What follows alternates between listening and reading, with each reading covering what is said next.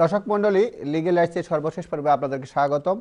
আমি ন্যাশনালিটি লতে যে চেঞ্জ আসছে, বিশেষ করে সিটিজেনশিপ অ্যাপ্লিকেশন, সেক্ষেত্রে কয়েকটি বিষয় আর একটু যোগ করতে চাই। আগে যেগুলি বলেছিলাম তার বাহিরে ফাইন যদি হয়ে থাকে, সেক্ষেত্রে স্পেন্ড বা রিহ্যাবিলিটেশন পিরিয়ড হচ্ছে 5 years or 2.5 years if under 18 at the time of conviction. Hospital order 5 years from the date of conviction or 2 years after the date of which hospital orders ceases or cease to have effect, whichever is longer. Conditional discharge, তারপর binding over order, supervision order 1 year or the period of the order whichever is longer. Absolute discharge সেক্ষেত্রে 6 months. Driving disqualification, period of disqualification. Conditional caution 3 months. Any other sentence that does not have a specific rehabilitation period within the Rehabilitation Offenders Act 5 years or 2.5 years if offenders is under 18 at the time of conviction. Attendance order, a period ending 1 year after the order expires. Referral order or whichever contract under section 23 of the 2000 Act, the date whichever when the contract ceases, the date on which contract would have ceased if it had taken effect. এই হচ্ছে একদম যদি সংক্ষিপ্তভাবে বলি সেই বিষয়গুলা কখন citizen nationality লয়ের ক্ষেত্রে প্রবলেম হয়। সুতরাং আপনারা দয়া করে যারা এক্সটেন্ডিং, যাদের সিটিজেনশিপ অ্যাপ্লিকেশন করার যোগ্যতা হয়ে গেছে, দয়া করে কুইক করে ফেলুন, আর না হলে প্রবলেম হতে পারে। অলরেডি বিভিন্ন ধরনের প্রবলেম, এমনকি রেফারির ক্ষেত্রে যদি কেউ কোনো ধরনের প্রবলেম করে থাকেন, সেক্ষেত্রেও অ্যাপ্লিকেশন নামঞ্জুর হতে পারে। সুতরাং খুবই গুরুত্ব সহকারে দেখবেন। সিটিজেনশিপ যাদের আউটস্ট্যান্ডিং তারা দয়া করে অ্যাপ্লাই করুন as soon as possible. Thank you. আমি এখন বারিস্টার রেজা চৌধুরীর কাছে বিশেষ করে আমরা কাউন্সিল ট্যাক্স বিষয়ে আলোচনা করেছিলাম, যে কাউন্সিল ট্যাক্সের ক্ষেত্রে আমরা কখন যদি এগ্রিভড হই কখন কি প্রসিডিউরে আগাবো। উনি যেটা বলছেন যে প্রথমে কাউন্সিল ট্যাক্স ডিপার্টমেন্টে অ্যাপ্লাই করতে হবে, প্রটেস্ট গ্রিভেন্সটা জানাতে হবে, 3 months এলএপস হলে ভ্যালুয়েশন ট্রাইব্যুনালে অ্যাপিল করতে হবে, তারপরে প্রসিডিউর জন্য বারিস্টার রেজা চৌধুরী জানতে চাইব। Thank you. And just before I get to that, I just want to cover one other matter if I may. এটা হলো একটা যে আমি কভার করছি যে আপনার যদি ব্যান্ডিং যদি চেঞ্জ থাকে, যে ও কারণ দিয়া মানে অ্যাপিল করা, to send the notice of grievance and so on. খালি এই ক্ষেত্রে নয়, অন্য ক্ষেত্রে আছে। আমি at the outset of the discussion I alluded to it.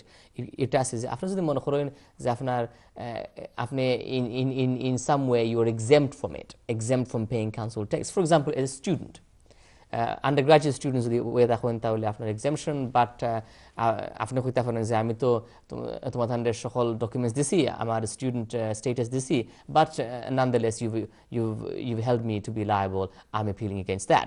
That's one example. The other example is the list of the exemption. The list of the exemptions are, for example, under the old rules, the asylum seekers. কিছু এখনো রয়ে গেছেন। The NAS organization supported people who are under those regime. আরো লাগে আছে যারা property MT আছে তারার মানে কোনো কেউ টাকা হয়েছেন না, একবারে খালি আছিল, they need to apply for that.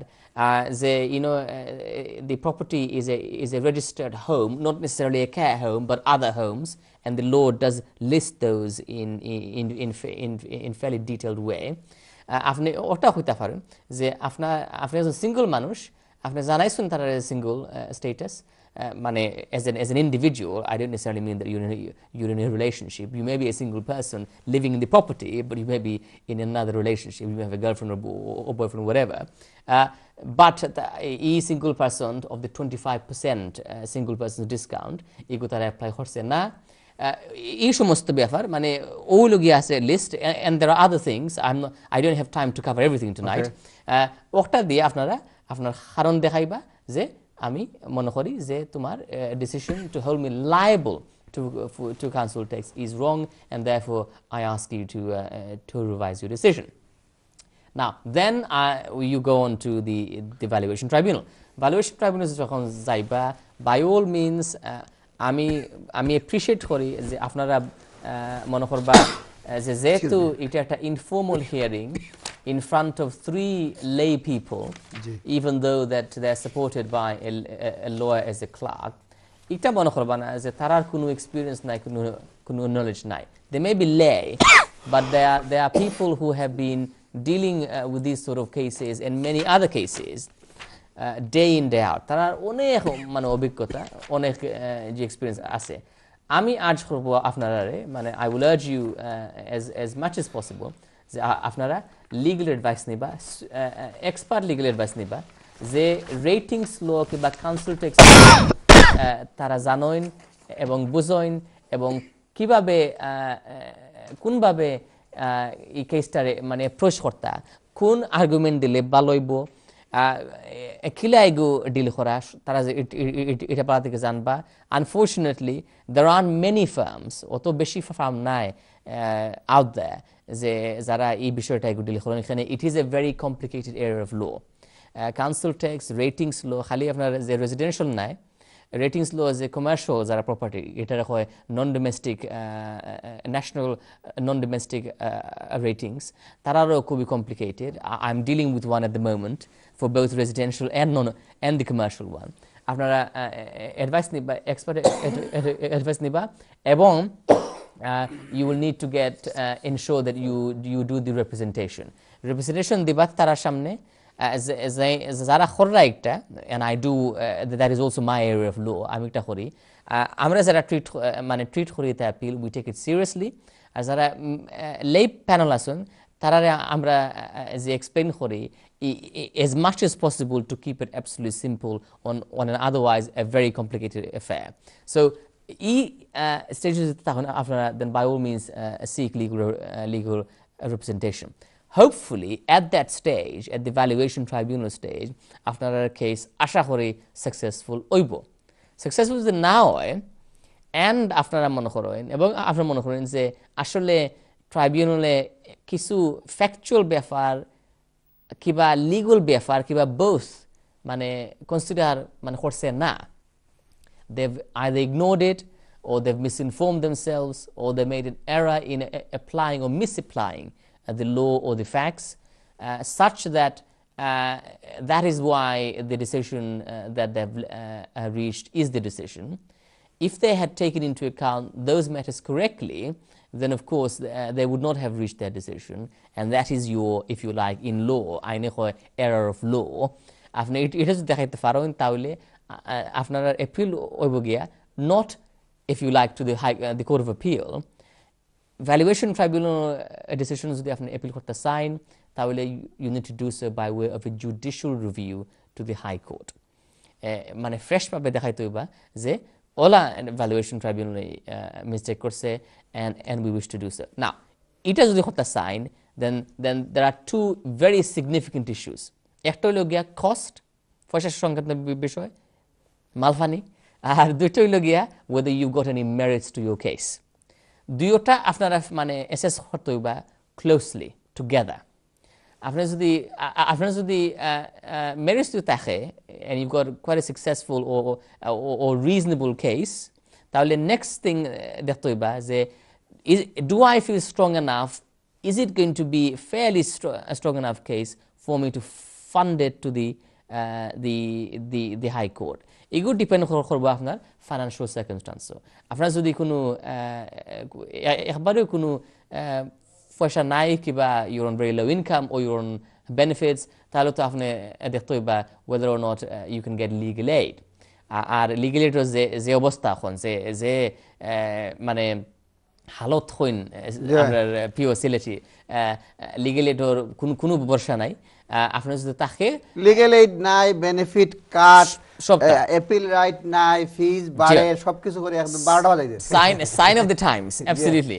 এখন যদি না থাকে তাহলে আপনার যদি পয়সা থাকে then I am afraid you going to have to fund it, which is why এর লাগি আমি কই আমরা যে আমরা ক্লায়েন্ট হল indeed to the viewers out there যে আপনারা এই দুইটা জিনিস খুবই ক্লোজলি এক্সামিন করবা, and to do so যাইবা যে এরিয়াস মানে স্পেশালিজম। কিন্তু ফার্স্ট হিয়ারিং আরলে কিন্তু মানে কাউন্সিলে পয়সা দিবনি, যে সলিসিটরের পয়সা বা রেজিস্ট্রারের পয়সা দিবনি to মানে valuation tribunal of first year. জি না, ভ্যালুয়েশন ট্রাইব্যুনাল কিন্তু it's a free process, মানে cost free. Cost free. Cost free, আপনার কোনো ফি দেওয়া লাগে না, কেউ ফি দেওয়া লাগে না, খালি আপনি Solicitor fee খালি দেওয়া খালি তো লাগবে। আপনার সলিসিটর মাস্টার ফি মানে দেওয়া লাগবে কিছু না দিলে তারা if you ভাগবো want to কিনা। take it. Well, absolutely, you're quite right. But if you want to go to the high court, of course, then you need to see whether you qualify for legal aid. If not, then you're going to have to fund it. আমার main পয়েন্টটা আছে লোকটা যে আপনারা follow লগিয়া to the you need to seek advice from the horse's mouth, যে বিষয়টা জানুন তাই একটা কথা আছে না যে মোল্লার দর মসজিদ, আর নাইলে আপনার কেস যদি সামান্য মেরিজ থাকে আপনি যেটা কইছে একটু আগে 12টা বাজে যাব বাদে 12টা বাজাইবা না, you need to go and seek legal advice, particularly on a very complex matter is this, because one needs to look into the law closely, but also as a case whole মানে decide করা হয়েছে আগে, they are few and far between, খুব কম, এখানে বেশি মানুষ লিটিগেট করতে চায় না, লো কমপ্লিকেটেড, আর পয়সা it's very costly indeed. Okay, thank you. দর্শক মণ্ডলী, আজকে কাউন্সিল ট্যাক্স বিষয়ে আপনাদেরকে বিস্তারিত বলা হয়েছে। আশা করি যারা শুনেছেন প্রথম থেকে অবশ্যই বুঝতে পেরেছেন। অনেকে অর্ধেকে, বিশেষ করে লয়ারের অর্ধেক বুঝে ফেলেছেন, সুতরাং অনেকের হয়তো লয়ার কাছে যেতেই হবে না। যাই হোক, আপনাদের সবসময় আমরা অ্যাডভাইস করি অবশ্যই এক্সপার্ট লয়ার অপিনিয়ন নেবেন, না হলে সামান্য ভুলের কারণে আপনি অনেক ক্ষতিগ্রস্ত হতে পারেন। দর্শক, আমি কিছু কল নিব, তারপর হয়তো একটা আপডেট দিয়ে আমাদের অনুষ্ঠানের সমাপ্তি টানবো। দেখি লাইনে কে আছেন। হ্যালো। আসসালামু আলাইকুম। ওয়ালাইকুম সালাম। আমি একটু ব্যারিস্টার রেজা চৌধুরীর সাথে কথা বলতে পারবো? হ্যাঁ জি, শুনতে পাচ্ছেন, আপনি বলুন। আচ্ছা, থ্যাংক ইউ। আসসালামু আলাইকুম। ওয়েলকাম। আমি কাউন্সিল ট্যাক্সের ব্যাপারে জানতে চাই। যদি আমি আমার নিজের ঘরে থাকি আর আমার ছেলে স্টুডেন্ট আছে 18, মেয়ে আপনার 13 স্টুডেন্ট আছে, তো আমি কি কাউন্সিল ট্যাক্স ওদের জন্য ডিসকাউন্ট পাবো কিনা আমি টেলিফোন রাখার পরে আপনি একটু বলবেন প্লিজ। আপনার মেয়ে 13 আর ছেলে 18, তাই তো? জি। আচ্ছা, দুজনই তো স্টুডেন্ট। কোন লেভেলে পড়ে?